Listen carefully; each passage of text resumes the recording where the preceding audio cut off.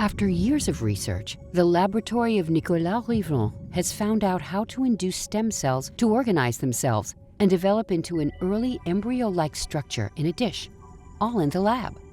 This scientific breakthrough has truly opened up the black box of early pregnancy. Surprisingly, we know very little about the first days of pregnancy. At that time, the embryo is extremely small. It's about the width of a hair, and it's hidden in the womb. It is floating inside the uterus. It contains less than 100 cells, and the cells from the outside are the stem cells that are going to form the placenta. Inside, there is a very small cluster of about 10 embryonic stem cells that are going to form the whole embryo. We can easily harvest, culture and multiply stem cells in the lab. We can do this for very early placental stem cells, very early embryonic stem cells, and they multiply while remaining locked in time.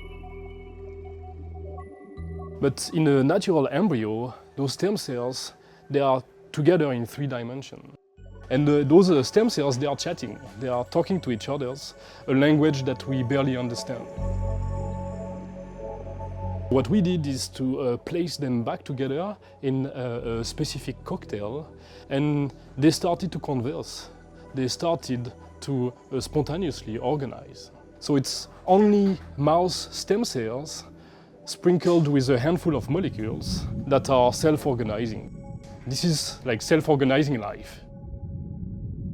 Those embryo models are remarkably similar to mouse embryos, to the point that when transferred back into the uterus of a mouse, they implant and initiate a pregnancy. However, we clearly do not form a full mouse. These are just very useful models to research in the lab. So now we can form those model embryos in very large numbers, and we can study them in great details. And through studying these early embryo models in the lab, we can achieve a great deal.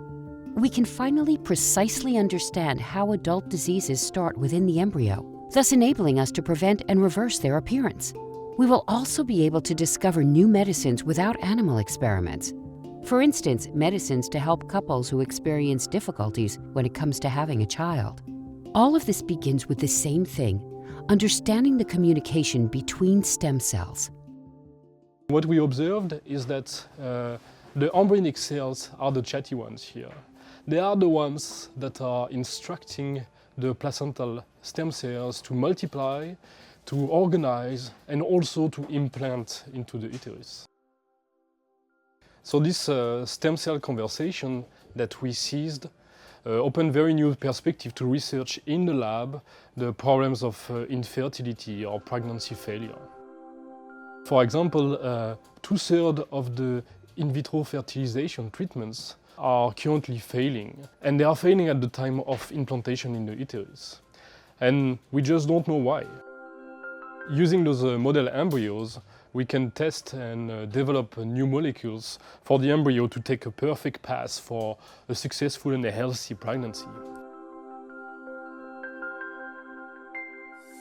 These new molecules that we could find might become the medicines of the future.